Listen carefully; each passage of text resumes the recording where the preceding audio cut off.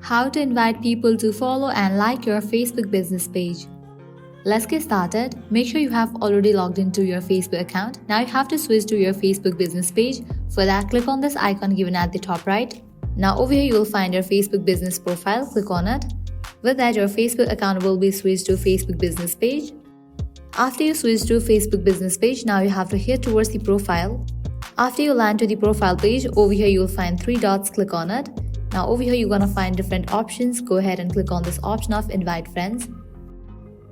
Switch to Facebook account for more feature, tools and settings. Click on switch. With that, your friend list will appear.